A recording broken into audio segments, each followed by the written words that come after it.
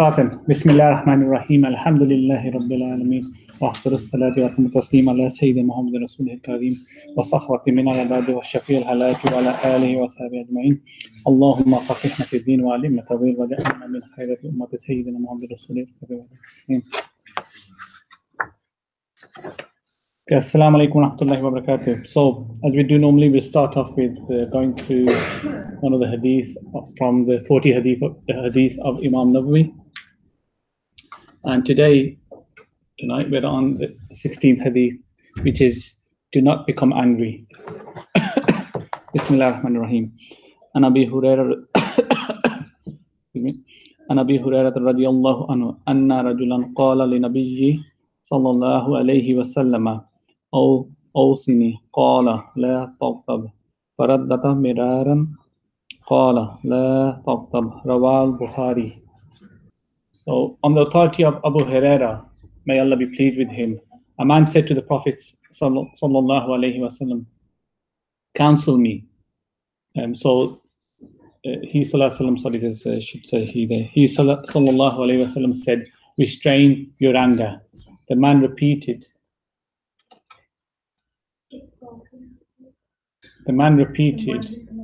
his request for counsel several times, and each time he sallallahu alaihi wasallam said, restrain your anger. Let's try to straighten it with something.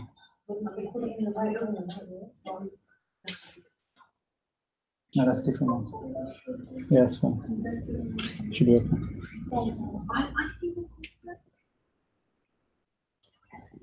No? I will allow you mess around. I'll carry on.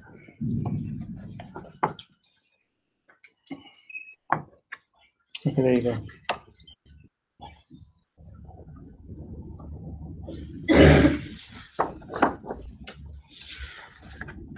Okay, that's fine.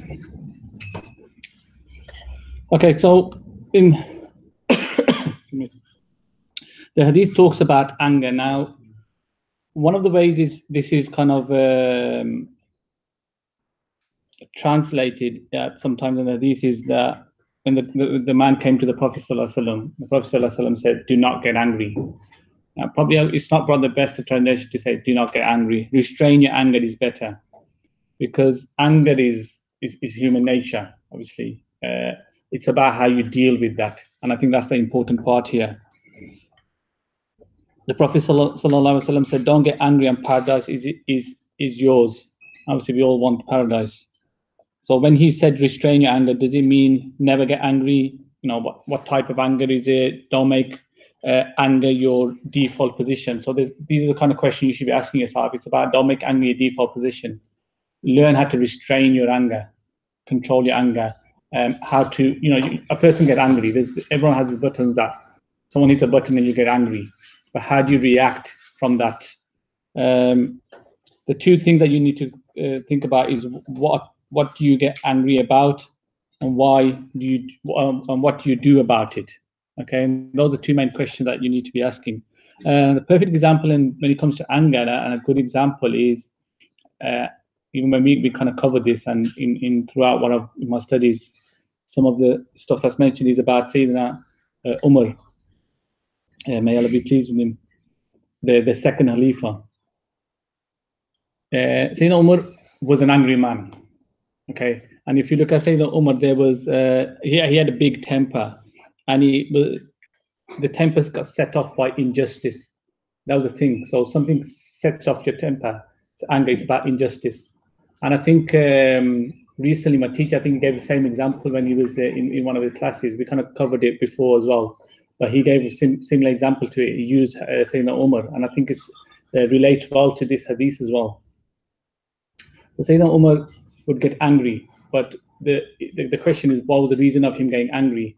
And Sayyidina Umar had three stages in life. One was pre-Islam, one was during Islam, and one was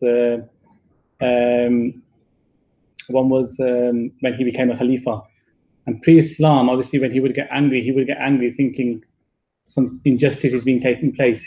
However, at that point, the injustice that was being taken place, according to him, was injustice for their gods, etc. Disrespect is being given to him. So the injustice that he thought about that time was wrong.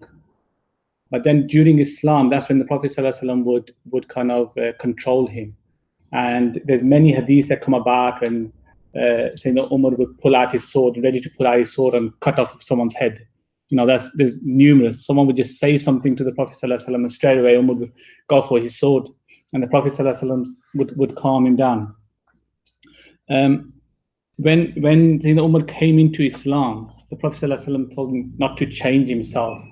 So be like you are. You can't expect everyone to be the same. People have their different character, their different personalities. And at that point, Sayyidina Umar, that's the kind of person they needed, someone, fiery character. They needed that in Islam. Sayyidina Umar, Sayyidina Hamza, the uncle of the Prophet ﷺ, another one with a fiery character. They needed that in Islam. When everyone else was migrating to Medina, they went off quietly. Sayyidina Umar went to the Kaaba and stood there and said, I'm heading off to Medina. If anyone got a problem with that, come and talk to me. Everyone was quiet. He had that about him. People were scared of him. He was very tall, Sayyidina Umar. He was very tall. I mean, I can go on and on, really, but it's not. But it's always good to talk about the Sahaba, especially someone, the Khalifa, the four Khalifas, etc. Some of the 10 guaranteed paradise. They used to name them as those that when they're on the horses, their feet would drag on the floor still. So if they were to just leave their feet hanging, even on the horse, their feet would drag through the sands. That's how tall they were. And he would be a flexible person. He could hold his ear and actually jump through or something like this. To hold his ear and jump through his arm. Like that. That's something kind of quite famous in the Arabs, basically. He was a very flexible person. So Sayyidina Umar was told that don't change yourself. You're needed as that. For Islam, that's what's needed. At that point, that's what's needed. The Prophet ﷺ would just control at what time you should. So, what reason are you using your anger for? If you're using it for the right reason, injustice, being done to someone in Islam, etc. That's the time to use it. If you're a person who's completely chilled out and don't get angry at all, it doesn't matter what someone does. You can define that as being coward, being a coward as well, because someone can turn around and hit you, oppress you, do something bad, and it doesn't matter. I'm not going to get angry. It doesn't matter. No, that's not what it means. Everyone has that point kind of thing. It's just about how you utilize it. So the anger, what's the reason behind it, and are you using it for the right reasons? And that's the main point here. The Prophet ﷺ mentioned that the powerful man is not the one who can wrestle, but the powerful man is the one who can control himself at the time of anger. Controlling your anger can be an indicator of the strength of one's personality. Okay, and again here it's about restraining your anger, and this is the key words here: restraining your anger. And the Prophet ﷺ said that to the guy, and on several times he mentioned that to the person. When it comes to anger and to kind of control it, some of the things that the ulama have mentioned is that you seek refuge in Allah. So reading basically. One of the other things is changing your posture. So if you're standing, they say sit down. If you're sitting down and you still can't control it, then just lie down. One of them is go off and do wudu. That would kind of ease it off. And another one is actually stay silent. So if you're angry, don't just burst out. Kind of controlling your tongue is important at that point. So if you're angry, just stay silent, because then you'll probably say something that you regret later. Okay, so these are the kind of advices that's given on anger. And I'll mention again as well, the key point here is about how you react or what your anger is based on. If it's a matter of, doesn't matter what someone does and you just get angry over every single thing, then that's wrong as well. If it's about trying to, usually people get angry with someone that probably they care for the most as well. When they see them doing something wrong, you're thinking, I'm going to correct them in that sense there. Everything has its kind of limitations, and there's certain ways of kind of doing it. You just got to kind of bear that in mind. Any questions on this before we move on? Okay, move on to the fiqh side then now.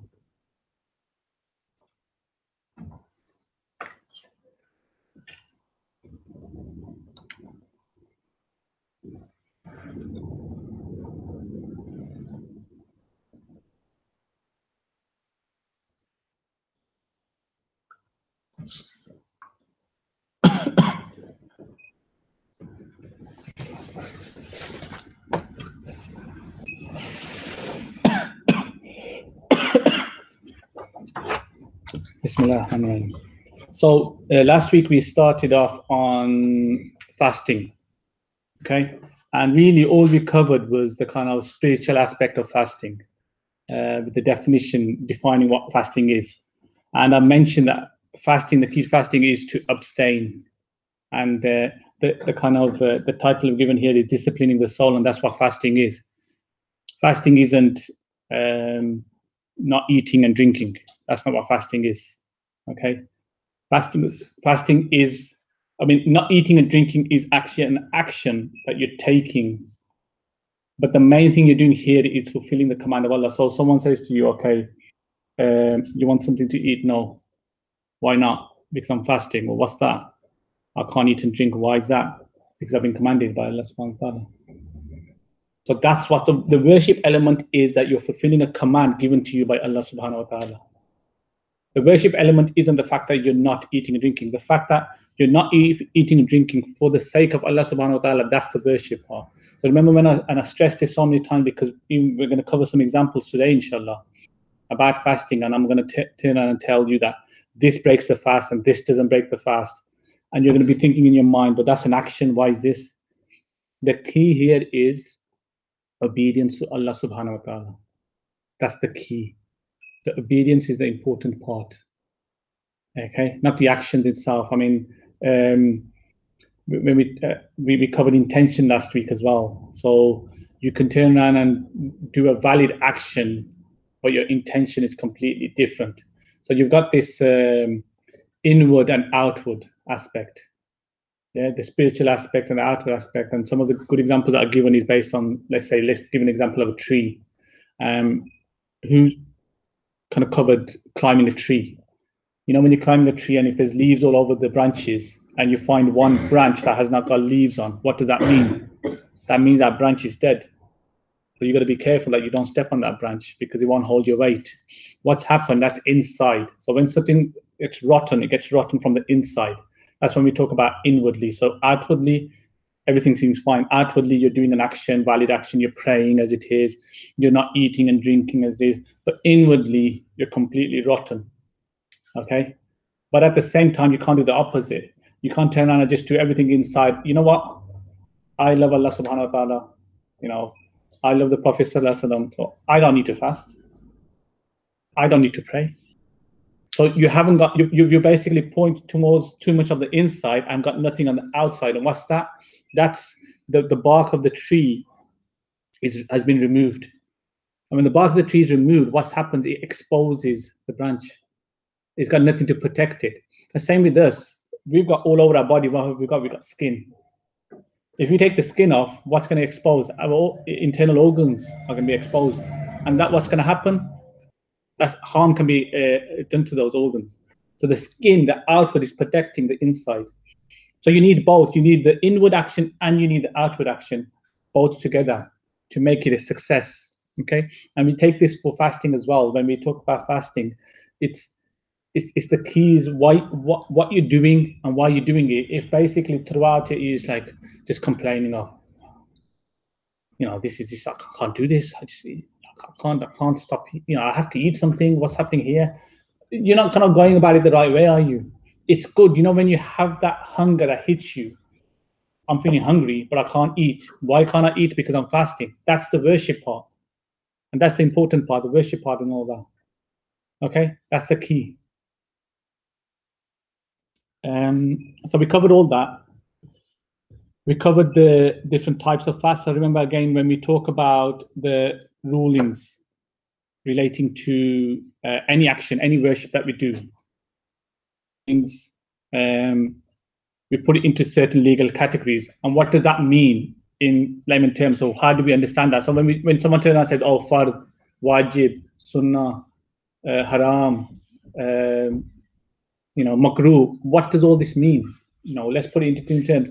Basically, what it means is your proximity to Allah subhanahu wa ta'ala, your closeness to Allah subhanahu wa ta'ala, or you distancing yourself from Allah subhanahu wa ta'ala. So certain actions that you'll do will mean that it'll take you closer in proximity to Allah subhanahu wa ta'ala. And certain actions that you do will distance you from Allah subhanahu wa ta'ala. Certain actions that you don't do will take you close to Allah subhanahu wa ta'ala. And certainly, it's the same thing. So haram, you don't do something, what you're doing, you're fulfilling a command of Allah. By not doing something that's haram, you're kind of you're bringing yourself closer to Allah subhanahu wa ta'ala. Okay. Let's leave it at that. I mean, we've already spoke about the different legal rulings. It's just when you hear it so many times, as far as the wajib, what is the meaning? What's what we're trying to get at, basically? Okay, that's the key there.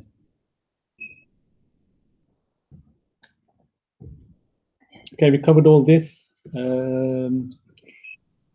We covered, I think I mentioned about this as well, forbidden days, when specifying a day of fast, so specifically not fasting on a Saturday or a Sunday. Why? Because it links it to another religion. And I think that's the important part. So Sabbath for Jews. Why is the Sabbath? Sabbath is Saturday where they don't do anything, because the belief is that God has a rest day, so you don't do anything. And that's kind of flawed Aqidah in the first place, so we can't believe that. So if you're turning on and fasting because of that, it's only simply because of that reason. If you decide I want to do a nafil fast, and the nafil fast I want to do is on a Saturday because I have a day off on Saturday and I can maybe, I haven't got hard work on Saturday, or I can stay awake a lot later, etc., and that's fine. You can fast on a Saturday. It's better to fast on a Monday and Thursday. Why? Because you're fulfilling the sunnah and you're getting extra reward for it. But you know, when this, like, you can't fast on Saturday, the reason behind it, you need to understand the reason behind it, that you're not copying a different religion. But if you've got other reasons of doing it, you know, that's fine. That's not an issue there. I mentioned about the wife, and again, listen, this is all about when it comes to nafil fast. So obligatory actions trump. So this is a principle of the religion. Obligatory actions trump nafil. Okay, or recommended. So obligatory, if it means that you can't fulfill some of your obligatory actions, then you shouldn't be fasting. It's the same thing for a man. If by fasting means that he's going to get tired and sleepy and he can't go out to work to provide for the family, then he shouldn't be fasting. These are nafil fasts, obviously. I'm not talking about Ramadan. Ramadan fast, you have to. You seem to be going in different poses at the moment. You know, just go there and face this way. Go inside a bit. Just face this way.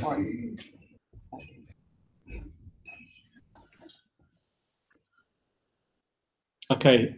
And then we spoke about conditions and intentions. So there's two elements here. One is a condition that you have to fulfill. So if you meet these conditions, then yes, it's obligatory for you to fast. And then the second part is that fast is valid if certain conditions take place. And again, I'm just kind of recapping last week's lesson, but a sane Muslim, if you're not a non-Muslim, doesn't have to fast. Free from aware of obligation to fast. And then, okay, that means that you fulfill all the criteria, conditions for you to fast. Now, for that fast to be valid, you need to make an intention. Remember what I said, that for worship itself, you have to make an intention. Hajj, zakat, prayer, all of these, you have to make an intention. Wudu, you don't have to make an intention. Why? Because it's not worship in and of itself.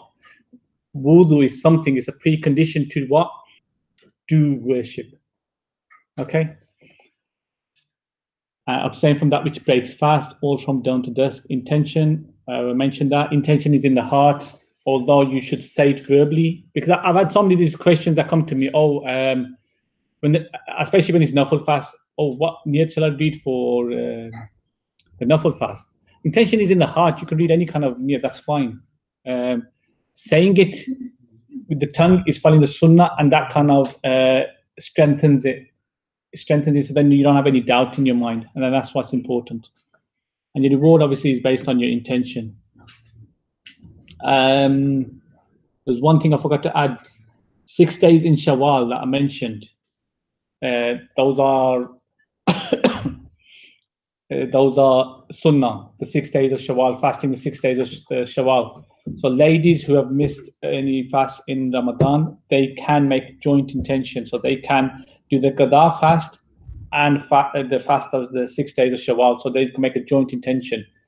Obviously, if you do them separately, you get more reward. But by doing them jointly, you still will fulfill the sunnah there. Okay?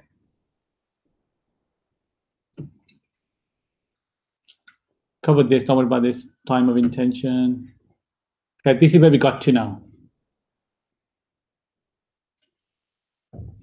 What breaks the fast? And this is where probably there's going to be a lot of questions that are going to come about from it.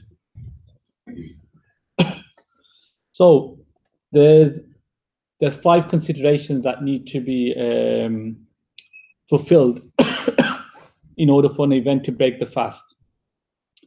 Number 1, recognize point of entry. Okay, and that's mouth, nose. So mouth, nose, basically that's a recognized point of entry.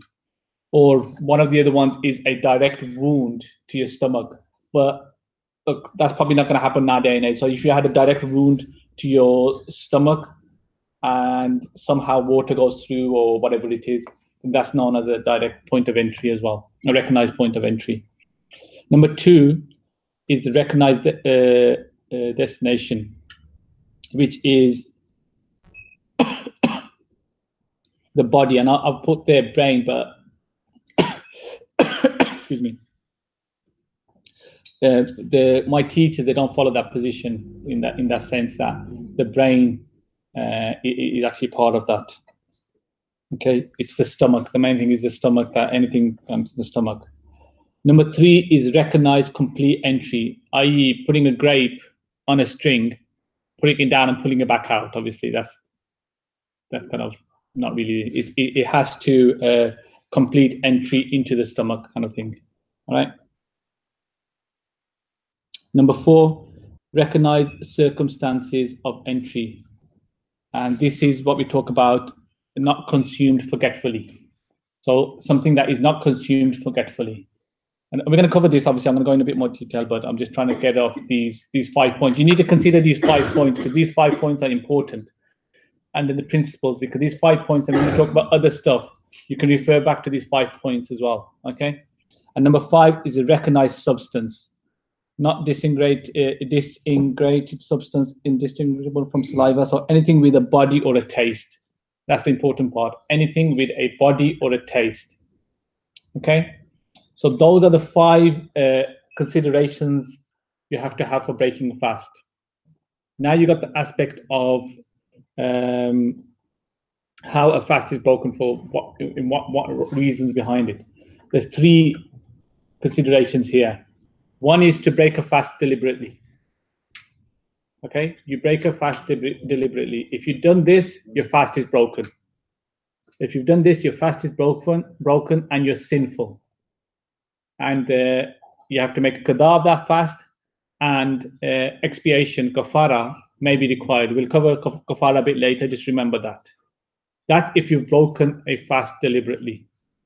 The second point is breaking a fast accidentally or out of desperation. Your fast is broken, you're not sinful, no expiation is required, no kafara is required, but qada is required. You have to make up that fast. And the third, the final one, is breaking your fast forgetfully. This does not break the fast.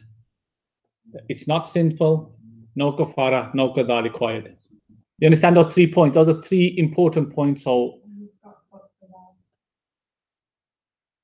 sorry, it should be no expiation, no qada on the note. So there's a, just make a, if you've got them basically. So the forgetfulness, no kafara and no qada. I'll probably just done a copy and paste from the top to the bottom. These are important points, really. And you need to understand this slide. This slide is really important. And you need to understand this slide to then understand the principle behind anything as we go. So if you guys start asking me questions later, right, I'm going to say you were talking when I was talking to these slides. Remember that. Okay. First of all, let's look at willful breaking of the fast. So deliberate breaking of a Ramadan fast is a major sin. And the key point here is a Ramadan fast.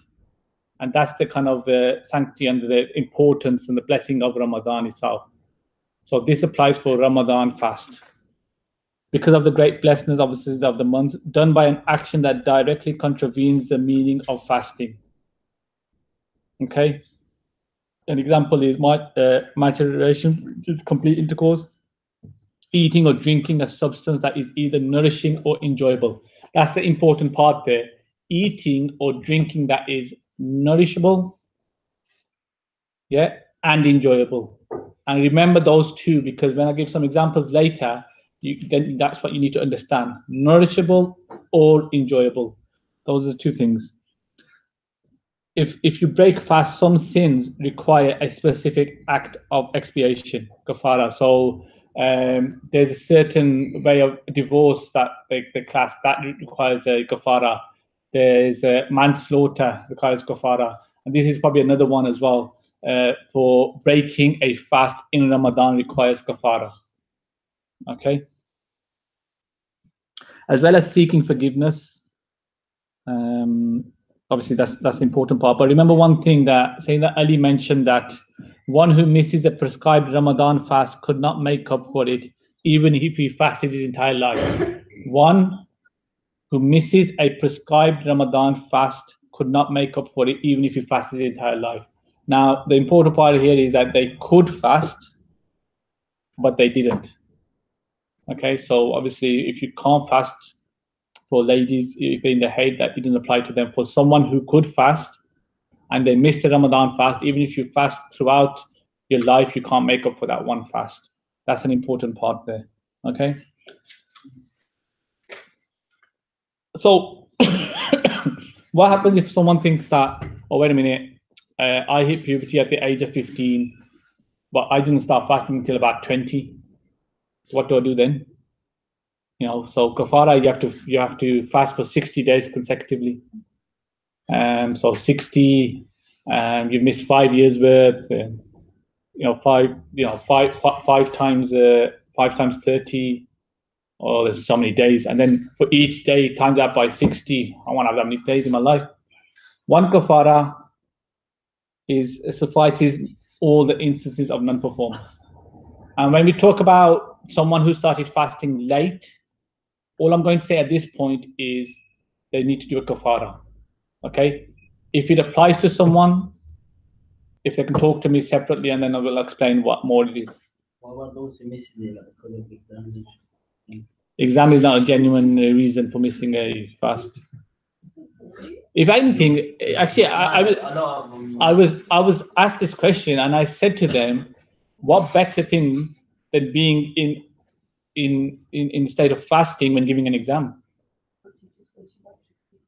Teachers can't force you not to keep a fast. Yeah, that's all they do. I've hit puberty basically. If you're about 13, 14, yeah, they can't force you to. I mean, if you're in primary school, that's a different thing, because you're not obliged to fast anyway. It's not obligatory on you. But apart from that, teachers don't have it, so they can't do that. They can't force you not to fast. We'll cover it in a bit more detail. Ask me if you want specific questions on that, but we'll cover it in more detail. If it is someone in happiness specifically, then if they obviously talk to me, and then, because you can't put a one rule and get everything for this. Sometimes this is where you see the mercy of the Sharia, and if certain situations, certain things have happened, you always look for an easy way for someone. So wherever possible, if you can avoid the kafara for someone, you avoid it. Wherever possible, if you can avoid the had punishment for someone, you avoid it. These are the things. The capital punishment. That's the kind of principle of the madhabs. That wherever possible, if you can avoid it, find a way for that person and ensure that they can avoid it. Kafara. When it comes to kafara, it's about you deliberately disobeyed Allah subhanahu wa ta'ala. That's important. You've deliberately disobeyed Allah subhanahu wa ta'ala. So you've decided, let me give you an example here. You decided in the month of Ramadan, you were fasting and you thought, you know what, I've had enough. I can't do it anymore. And you go off, I'm going to go and have that cake. Or I'm going to go and have that cookie dough and with some ice cream on there. You gave in. That's when a kafara, you have to do a kafara. Because you broke the fast, because you deliberately disobeyed Allah subhanahu wa ta'ala. Okay, that's important. You deliberately disobeyed Allah subhanahu wa ta'ala. Let me quickly go back.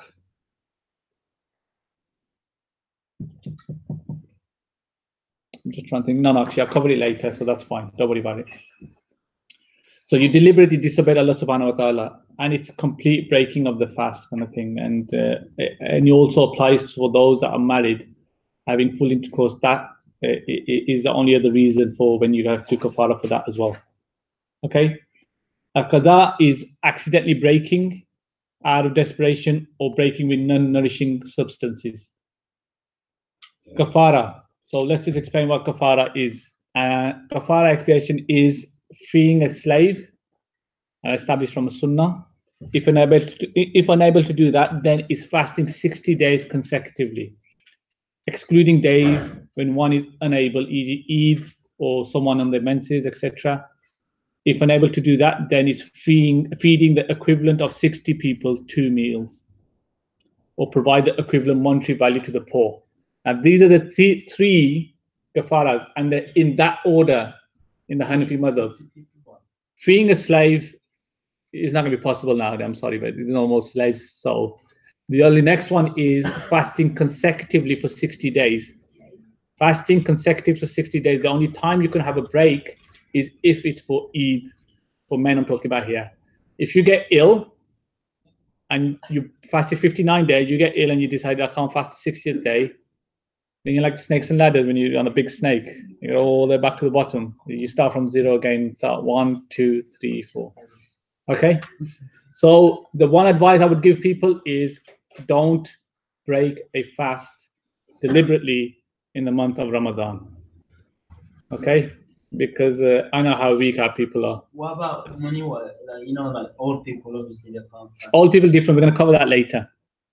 Old people is different, and I'm going to cover the reasons for why you're excused from fasting a bit later. I'm just trying to cover this at the moment. Like you said, you can obviously feed 60 people. Yeah, but this is the order now. Yeah.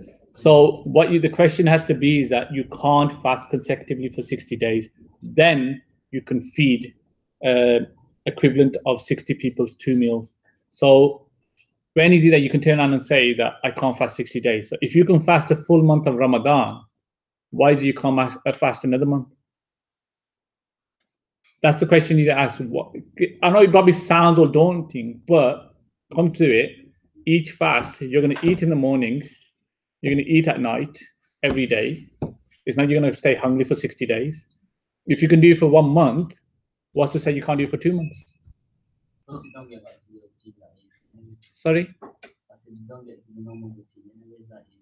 Yeah, so this is what I'm talking about. But you know what? This is specifically for breaking a fast in the month of Ramadan.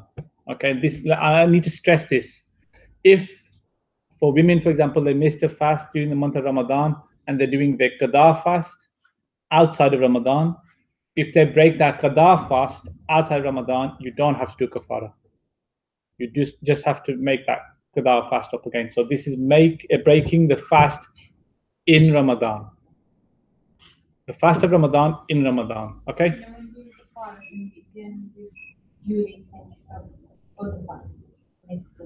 So one kafara covers everything. So if you fast for 60 days, if you, for example, missed, let's just say you've missed 3 years worth of fast. Okay. So does the kafara cover the hay fast then? No, those fasts have to be made up. Yeah, but no, that's a different thing there. So this, No, you're missing it here. So there's 2 things here. Let me clarify this. Kafara is different. Qada is different. You missed 2 months worth of fast. You still have to make up those 2 months worth of fast. No, they don't count. Kafara is completely separate from your qada fast. Okay, this is the advice I'd give. You wouldn't take this advice as a general rule. If it applies to someone, what I would say is come speak to me individually. Let's just say an example is that someone started fasting late. Okay, so they have to thinking, well, how can I do the kafara? What I would say is that you feed 60 people 2 meals a day. that just for that reason there. If they so they haven't broke a fast in Ramadan itself, they just didn't fast to start off with. I would go for that option, okay? But they still have to make up the qada fast. However, if it applies to someone, say, come and speak to me first, basically, because we need to kind of, I don't want to give that as a general rule around to everyone, okay? Do you not pay off, like, you know, the ones you missed? No. So you have to have a valid reason. If you're old, medical reason, etc., you have to have a valid reason for not fasting. You can't just pay it off and decide, you know what, I can't be bothered to fast. Here you go, the fidya for it. We're going to cover fidya a bit later. But you can't just generally pay it off. You have to make up those fasts. It's the same as your missed prayers. You have to make them up. There's a certain age where, like, obviously, it's not going to be a set. Sorry, go on. I said it's not going to be a certain age to, like, say, okay, can't fast. It's like the weakness and the strength. Okay, listen to this then. Let me give you an example nowadays. So a kid has hit puberty. So now they have to fast. They have to fast, but they haven't fasted. They decided, you know what, I can't, I'm still young, I can't fast. They've missed about 3 years worth of, so 3 consecutive Ramadan, they haven't fasted. What I would suggest there is that they feed the equivalent of 60 people, 2 meals a day, and they have to make up 90 fasts. So they don't have to make those 90 fasts consecutively, but they have to make up those 90 fasts.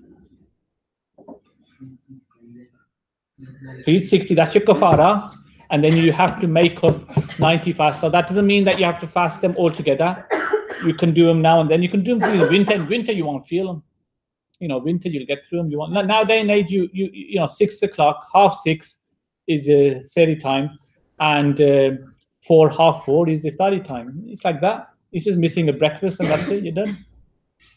This is I'm specific because I know people. I know it must happen, especially, you know why it is? It's difficult.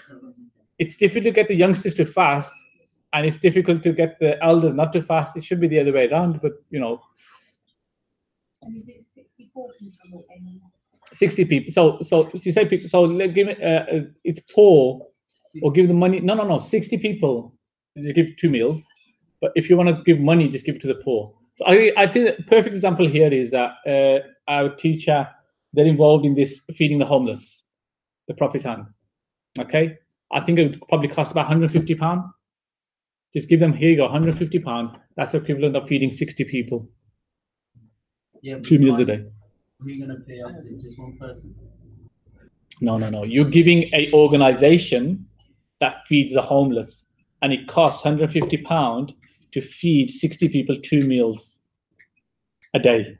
So you fulfill your requirement, you give them the monetary. So there's the part there. That's why I said pay attention to the slides. You're going to give money to the organization, and it's their responsibility to then pay the homeless, feed the homeless. Or if you want to, you can feed them yourself. Is that easier? Donate straight. Who to? Homeless. That's what I'm telling you to do. Donate to the homeless. No, she said organization. They're feeding the homeless. You can't just turn around and just go. Are you going to go off and start finding individual homeless people and give them? Yeah, back in Asia, there's too many though. Yeah. So we'll go back. Even here. Yeah. That's fine. Then, yeah, that's fine. Like, do it. Then, if you want to do it like that, do it like that. I'm trying to make it. I'm trying to make it easy for you. I'm not listening. Yeah, I'm just saying. Like, obviously, my sisters and brothers. Yeah. What about if they don't give it to the homeless? Like they can't love it. No, they're going to give it from their side. They've given it. What about if they don't? Does it not count as you give it? No, exactly. If you've not given it, you've not given it. No, if you gave it, but then like you say somebody from the organization didn't give it to you fulfilled your requirement, you've given it.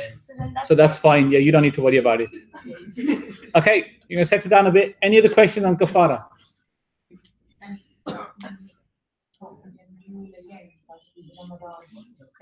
No, see, kafara is completely separate. There's no cheating on kafara.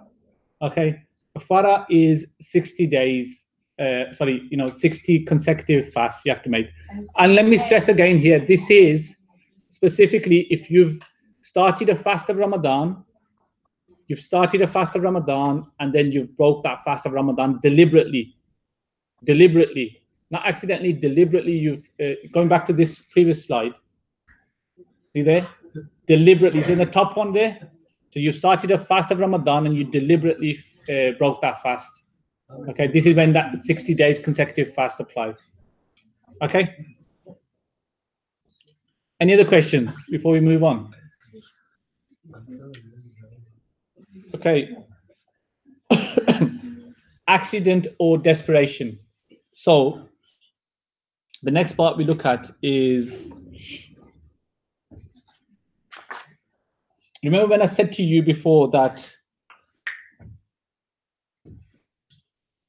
don't focus on the action, focus on obedience to Allah subhanahu wa ta'ala. Even this kafara is a prime example, is that you've deliberately disobeyed Allah subhanahu wa ta'ala. You knew, but you deliberately disobeyed Allah subhanahu wa ta'ala. Okay. Okay, we leave it at that. So accident or desperation. So if you've done something, if you've broken your fast accidentally, or out of desperation where you're about to die, you had to eat something. Okay, that's desperation. This is a non-willing breaking of the fast. So you didn't want to break the fast, but you broke the fast. Okay, you don't have to do kafara for this, and it's not sinful. You don't have to do kafara, and it's not sinful. This is a part where people need to pay attention to more. They're worried so much about, oh, wait a minute, I broke the fast. I have to do a qada of the fast. Why is that? The important part here is that you have not sinned. And that's what you should be focusing on. So when we talk about obedience to Allah subhanahu wa ta'ala, you should be focusing on the fact that you did not disobey Allah subhanahu wa ta'ala. So if you broke your fast accidentally, I'll give you some examples. Doing wudu. During the month of Ramadan, you're doing wudu. When you gargle your mouth, like nowadays, you have people that have to ensure that your neighbors can hear you. It's like proper loud. And what happens is water slips down your mouth, your throat. What's happened there? You've broken your fast. You done it accidentally. You're not sinful because you didn't do it on purpose. You didn't mean to disobey Allah subhanahu wa ta'ala, but you've broken your fast. Then that fast needs to be made up. That's why they say be careful during Ramadan when you're having a ghusl or when you're doing wudu. See, I knew eyebrows are going to be raised when I say stuff like this. That's what I'm going back to that point about action and actually obedience to Allah subhanahu wa ta'ala. We focus too much on the action itself. If you broke a fast, you broke it. If you broke a fast, you broke a fast. And there's only one way, guys. There's only one way where you don't, and that's through a dispensation, a prophetic dispensation, and that's forgetfulness. And we'll cover that as well. That's the only time where you can eat something, but you haven't broken your fast, because that's just prophetic dispensation. It goes against all the principles we're covering. But as we did for wudu and we did for the hoofs, wiping over the top of the hoofs doesn't mean that then you can get some leather gloves and then wipe over the top of the leather gloves. No, it doesn't, extend to it. Okay. I mean, say obviously a lot of time. Basically, sometimes it happens to some people. Say they might just forget that they're fasting, and then obviously they eat something. Okay, I will literally 30 seconds ago, I answered that question when you were talking to him. That's why I say pay attention. I said forgetfulness does not break the fast. Forgetfulness does not break the fast. And we're going to cover that. But if you eat, you put it in your mouth, you can have a 5-course meal and you still haven't broke your fast if you forgot that you were fasting. No, but you've got the food in your mouth. It doesn't matter. If you got the food in your mouth and you remember, you don't want people to look at you and you're just spitting it out like that. Just swallow it and that's it. Yeah. We're gonna cover it. We're gonna cover it later. Then. So. And vomiting and all these. We're gonna cover that as well. Just give me some time. Yeah, we're gonna cover it, inshallah. Okay, guys. So, the key points. Intention was not to disobey Allah. Powerlessness. So what broke fast was beyond one's control, e.g., onset of. Another example here is women in hate. So a woman during the month of Ramadan, she's fasting all the way up until 5 minutes before iftari, and your kind of period starts. That's it. That day's fast is invalidated. Now, this is what you're going to remember here. You're going to get the reward for fasting all throughout that day. And then you have to make up that fast. So you get a reward for that as well. So you get double reward. That's the way you got to think of it, okay? Don't think of the fact that, oh, only had 5 minutes left, basically. You know, that's important for you. And I mentioned that water accidentally being swallowed. Third point, if one was compelled to break the fast, either another person's action, reasonable fear of extreme hardship. So this is the example our teacher gave us, that the husband probably obviously had to go at the wife, that make sure that the samosa are equilateral triangles properly. And she got angry, and he was thinking he'll have a quick nap before iftari. So he's there lying down with his mouth open, and she gets a jug of water and just throws it over him. He swallows the water. He gets up, swallows the water. His fast is invalid. It's not any fault of his own, but like I said, don't focus on the fact that it's invalidated. What kind of example can I give? Prayer. Let's think of prayer here. You're praying, and a child comes and knocks you. So then you turn your direction away from the Qibla, and you don't rectify it before 3 subhanallahs. Your prayer has been invalidated. That's a kind of similar example I'm kind of giving on there. So yeah. Okay. You should have come to my the Salam module, then you can understand. I said you should have. I covered it in there. Okay. Any other questions on this? And then the other one is obviously desperation and reasonable fear. So someone is about to die or whatever it is, and they have to have something to eat. So that's fine. Their fast obviously is broke. They're not sinful. They have to do qada. Everyone understood that? Can I ask a question? Go on then. You know, if when you said about the head breaking the fast, Yeah. and if it's so much within time. Yeah. But what about the day? What's that? What if it's within that vicinity, within that area, the fast adults and something? Is that not covered? No, it's wherever you are. Wherever you are. Wherever you are. So same time as a prayer, it's wherever you are. Okay. But again, in the same thing in the scenario with the haid is that you have to be sure. Okay, and don't let doubt overcome certainty. So you have to be certain. All right. But giving this example, it's very rarely something like that happens, but it's still there. You need to understand it. It's an extreme example, which has been given, but it's to understand this is what it is.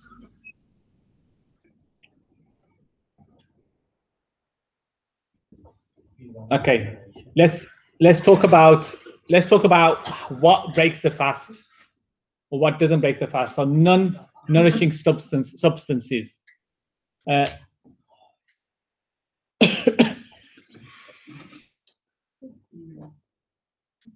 If one deliberately broke the fast with an unusual substance or in an unusual way, this would normally necessitate kafara. However, a dispensation is given to remove hardship from people. Remember, I said wherever possible, they can stop certain hard punishments. The ulama look for ways of doing that. It is considered an incomplete breaking of the fast. Okay, the principle is that the kafara, like the had punishment, are warded off if there is any doubt about the applicability. Principles of this type of qada: deliberate breaking of fast does some sin entail if without excuse, but with that which is not normally used for nourishment or enjoyment, i.e., you decide to break your fast with a stone. In this stone, so people think that they'll see a stone is probably wet, right? They're thinking, I'm just so thirsty. Let's take the stone down, basically. So you won't have to do kafara for that, although you still broke the fast, and there's some sin entailed to that. Okay? But what about if it's desperation? What, it wouldn't be really desperation. You know what? People take desperation so lightly. You know, oh, my leg's hurting slightly, so let's sit down and pray. No, desperation is almost like life and death situation. That's what we're talking about here, or something that's going to put on some long-term kind of long-term consequences or consequences on your health, etc. This is what we're talking about, desperation, not just generally. The reason they mentioned this is non-nourishing item. I know it's very rare it's going to take place, something like that. Another non-nourishing item is probably eating a lot of salt. Eating a lot of salt, because that's not something that's enjoyable.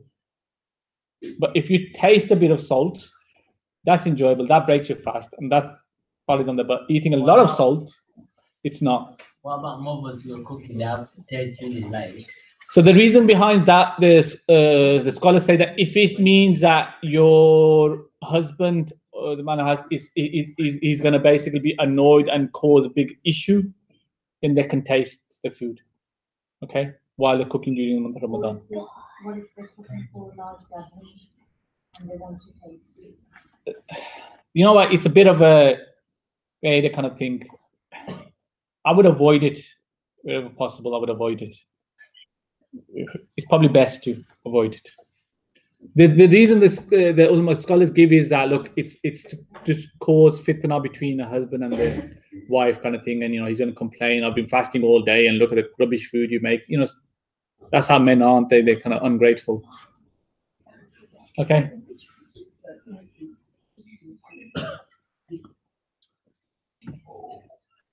Okay, that which necessitates, because these are a few examples that will only require you to do qada of the fast. You don't have to do kafara, only require you to do qada of the fast. Eating food unintentionally, not forgetfully.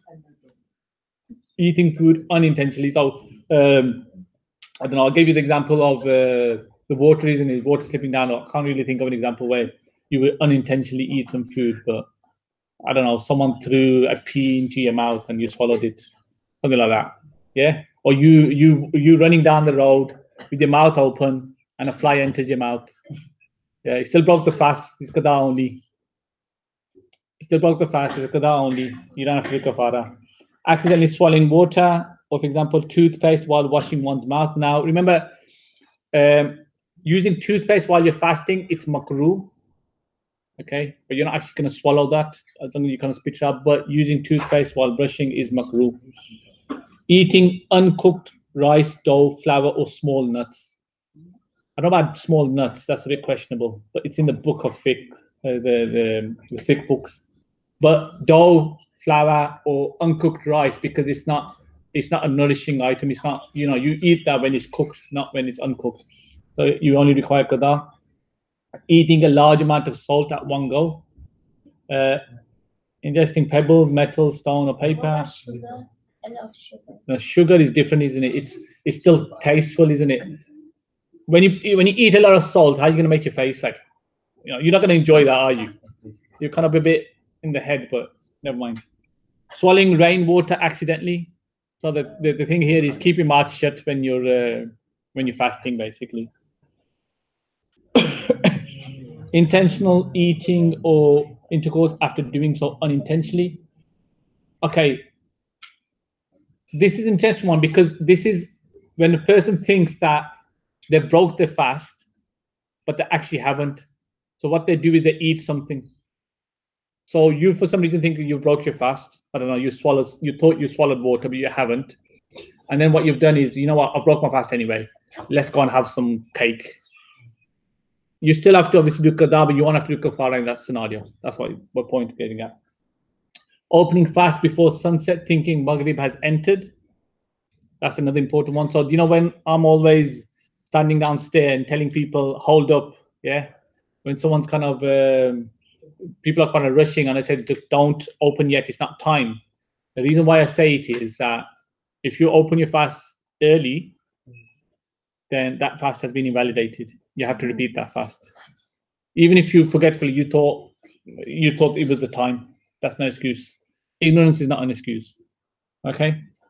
And what I do specifically actually for our timetables, I keep the Fajr time as it should be, and I keep Maghrib time as it should be. Other mosques they do is that they could keep Suhoor time 10 minutes early and they keep Iftari time 5 minutes later. But I feel that we're kind of going against the hadith of the Prophet ﷺ that says that my ummah will be on the straight path if they delay the Suhoor and they hasten towards the Iftar. And by us kind of putting our Suhoor early and late Iftar, we're kind of going against the hadith, so I keep it exact, the times on that. Breaking a fast other than the fast of Ramadan, which I've already mentioned. So breaking a fast other than the of Ramadan, that's fine. You know, to concentrate about intentional eating when you thought the fast goal.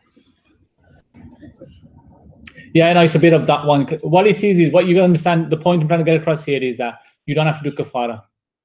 That's the point I'm trying to get across. Okay, so there's a difference between you turn on and eating intentionally when you knew you were fasting, but then you're thinking that, oh, my fast is broke anyway, let's eat something. That's a different thing. So you're not disobeying Allah. You're not. Your aim was not to disobey Allah subhanahu wa ta'ala. That's the key. Break for whatever reason like that. Or you say, no, but I'm still not going to eat until the fast is over. The adab is not to eat. The adab of Ramadan is that even if you broke your fast or if you're not fasting, you don't eat. Because why it is why is it that? Because people are going to see you, and we're humans. We never think good of someone. They didn't say nothing. Well, they're not fasting. Same example. You should not expose your sins. You should not tell your sins. So let me give you an example of prayer. You missed your Fajr prayer. You shouldn't turn around and start telling everyone I missed Fajr. Why is that? So let's just say I missed my Fajr prayer. I've gone to work. I'm feeling guilty. I've done Tawbah. I missed Fajr prayer. And then a guy comes to work and says, you know what? I was so tired, man. I went to gym and this and that, and I fell asleep early yesterday. And I fell asleep about 7. You can just turn around and say, I fell asleep at 7 and I woke up at 8 o'clock. And we're in the month of, we're in summer months.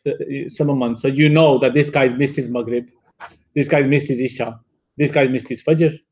What's going to happen? You're going to think, well, wait, I'm better than him. I only missed my Fajr. He's missed about 3 prayers. So your guilt is going to get removed a bit. You're going to think, you know what, it's fine. So then what happens is then it becomes norm. And when people start saying, oh, I done this, people are going to start thinking, well, he's done it. If he can do it, it's fine. Now, for ladies not wearing a hijab, if it becomes norm and no one starts wearing a hijab and the person starts thinking, well, they're Muslims, they're not doing it. So that's fine. I could just do a bits and bobs, you know. It becomes a norm. This is it. This is why it's to avoid things like that. That's why you should not be telling of your sins. I think we've run over, haven't we? Yeah, we've run over. We'll finish. We'll leave it at that. Inshallah, we'll continue next week. If you've got any questions, you want to message me direct, which people do anyway. But by all means, do that. If there's any examples that you think of, and you want to have them ready for next week, then that's fine. We'll answer them next week. Okay. We'll see on the attendance as well. It's just whether we should continue the classes based on the attendance as well. وصلى الله سيدنا مولانا محمد وبارك وسلم عليه سبحان ربك رب العزة عما يصفون وسلام على المرسلين والحمد لله رب العالمين برحمته. السلام عليكم ورحمة الله وبركاته.